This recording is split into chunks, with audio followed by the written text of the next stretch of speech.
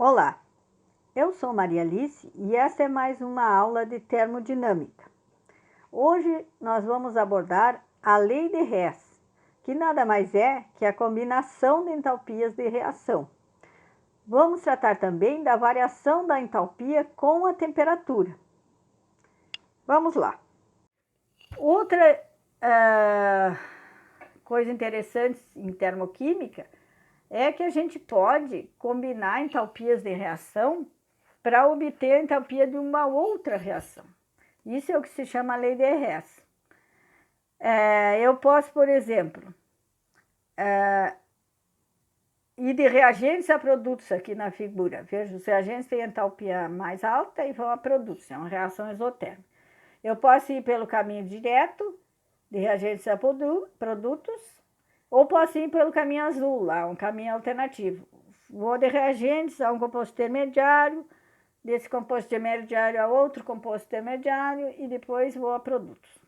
Como a entalpia é uma função de estado, a variação entre o estado inicial e final, ou seja, entre reagente e produto, vai ser a mesma, independe do caminho. E isso é a lei de Hess. A entalpia total da reação é a soma das entalpias de reação dos passos em que a reação pode ser dividida. Mas e se as reações intermediárias, ou mesmo se a reação total, não puderem de fato ser realizadas? O que acontece? Ainda assim vale a lei de Hess.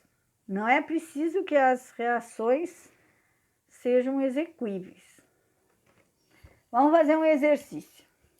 Calcule a entalpia da reação de oxidação do carbono a dióxido de carbono a partir de equações termoquímicas de oxidação do carbono. Primeiro a monóxido de carbono e depois da oxidação do monóxido de carbono a dióxido de carbono.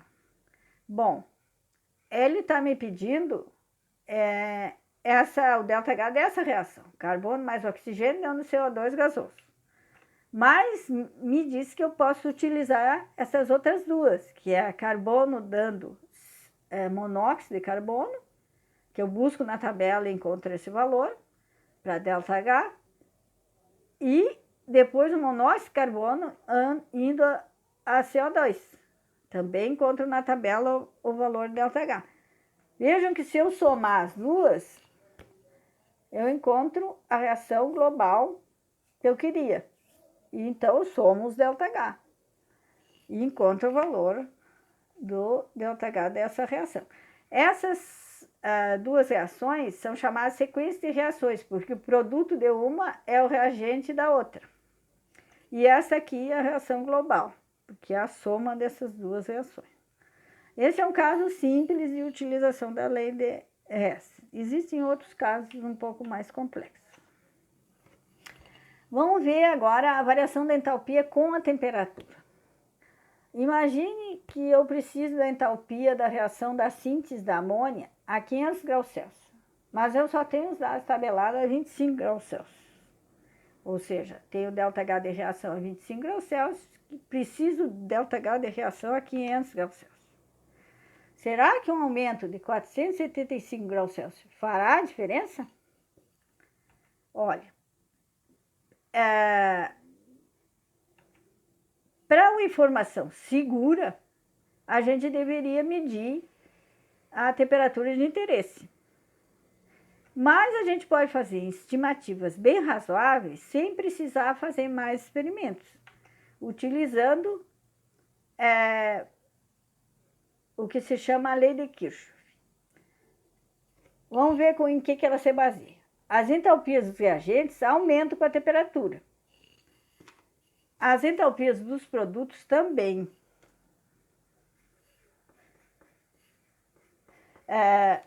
Mas elas não aumentam na mesma proporção. Vamos ver nessa figura. Eu tenho entalpia em função da temperatura. E um ΔH de reação na temperatura T1, indo de reagente a produto, e depois a mesma reação na temperatura T2. Veja que os reagentes eles estão aumentando mais com a temperatura do que os produtos. E isso faz com que a reação fique mais isotérmica na temperatura mais alta.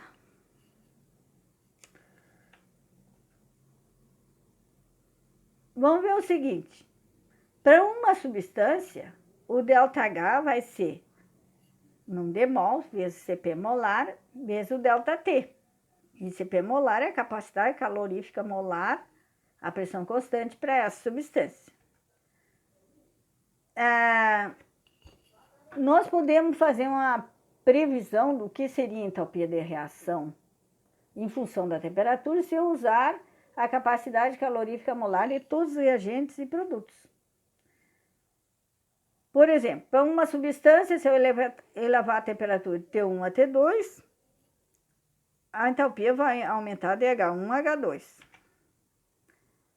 E eu posso escrever H2 menos H1 é Cp vezes T2 menos T1. Ou posso escrever, passando H1 para o outro lado, H2 é H1 mais Cp vezes a diferença entre as temperaturas, T2 menos T1. Ou seja, a entalpia na temperatura T2, que é H2, de uma substância, é função da entalpia na temperatura T1. E essa função envolve o ΔT, a variação de temperatura. Ocorre que eu posso aplicar essa expressão para todas as substâncias envolvidas na reação. Então, eu vou dizer que o ΔH, agora eu vou dizer, ΔH de reação padrão, o 2 se refere à temperatura T2, vai ser o ΔH de reação padrão de produtos menos os reagentes. E vou substituir. Vejam que ali na equação de cima todos estão à temperatura T2. Agora eu vou substituir H padrão na temperatura T2 para produtos como sendo um H1, ou seja, a entalpia dos produtos na temperatura T1, mais um Cp ΔT para os produtos. E a mesma coisa eu faço para o outro termo, que é para os reagentes. Você é um H1 na temperatura T1 mais um Cp ΔT para os reagentes. E manipulando um pouco mais a equação, eu separo os termos que tem Cp, coloco juntos, e os termos que tem H1. E eu vou ficar com essa expressão aqui. A ΔH na temperatura T2 vai ser ΔH na temperatura T1 mais um termo que eu vou chamar de, que envolve todo o Cp, eu vou chamar de ΔCp, vezes a diferença de temperatura. E esse ΔCp vai ser caracterizado como sendo, para um caso geral, o Cp dos produtos, considerando a estequiometria da reação, menos o Cp dos reagentes, levando em conta a estequiometria da reação. Isso é o que se chama a lei de Kirchhoff. Para usar a lei de Kirchhoff, eu preciso primeiro calcular o ΔCp da reação. Vamos fazer um exercício. A entalpia da reação é essa deformação de alumina a partir de alumínio sólido e oxigênio, ou seja, a oxidação do alumínio, é menos 3.351 kJ a 25 graus Celsius. Estime seu valor a 1.000 graus Celsius. Vamos lá. Sabemos que temos que usar essa equação da lei de Kirchhoff. E que a gente vai precisar calcular primeiro o ΔCp de reação. Para calcular o ΔCp de reação, eu preciso buscar nas tabelas Cp de reagentes e produtos. Então, vou lá e encontro. Produto é alumina, óxido de alumínio, e os reagentes são O2 e alumínio sólido. Bom, então eu calculo o ΔCp. Tem que estar olhando para a reação para botar a estequiometria. Número de mol de alumina, 2 mol. 2 mol vezes Cp da alumina. Menos, agora para os reagentes, 4 mol de alumínio e mais 3 mol de O2. Substituo os valores. Aqui eu não botei as unidades, porque As unidades a gente pode tirar ali das unidades de CP, porque o CP vai estar joule por Kelvin por mol, e na equação o delta CP some o mol porque já leva em conta a estequiometria. Então, o delta CP vai dar em joule por Kelvin. Nesse caso, deu menos 27,4 joule por Kelvin. Lembre-se que o delta CP pode sim ser negativo. Isso vai depender da reação. Embora o CP, o valor para uma substância, o CP molar, nunca é negativo. Mas o delta CP de reação pode ser negativo. Bom, voltando, nós tínhamos então a 25 graus Celsius, um ΔH de reação. Precisamos agora, numa temperatura de 1000 graus, então 1273 Kelvin, qual é o ΔH de reação.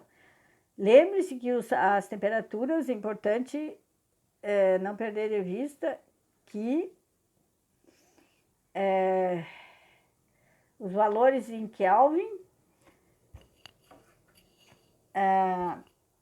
quando é ΔT, eu posso usar os valores em graus Celsius ou em grau Kelvin, que dá o mesmo valor, a mesma diferença, né? Aqui eu botei tudo em Kelvin, mas se vocês fizessem de 25 graus a 1000 graus Celsius, o ΔT seria o mesmo, porque o tamanho do grau Kelvin e do grau Celsius são os mesmos. Mas, se vocês tiverem dúvida, use sempre Kelvin. Bom, nós já tínhamos calculado ΔCP para a reação, vamos entrar na lei de Kirchhoff. O ΔH da reação na temperatura T2 vai ser aquele valor que a gente tinha para a temperatura T1, menos 3.351 Kelvin, e agora mais o termo, ΔCP, ΔT. E aqui a gente vem e obtém o ΔT é 975 Kelvin, e nós vamos ter dois termos, ó. O que é preciso prestar atenção nesse tipo de cálculo é que o ΔH da reação está dado em kJ por mol. E o termo ΔCP, ΔT vai sair em joule. Então, vocês prestem atenção que o quilo são 1000. Então, eu tenho que multiplicar por 10 na 3, aquele primeiro termo. Aí eu terei o quê? Uma diferença se eu botar os dois termos em kJ, vai acontecer de ter menos 3.351 kJ, menos 26,7 kJ, 2 em kJ. Aí o ΔH da reação resultou menos 3.377,7 kJ. Né? Encontramos o valor ΔH na outra temperatura. Ou seja, ela é mais isotérmica na temperatura mais alta. Bom, a gente fica por aqui hoje e até a próxima aula.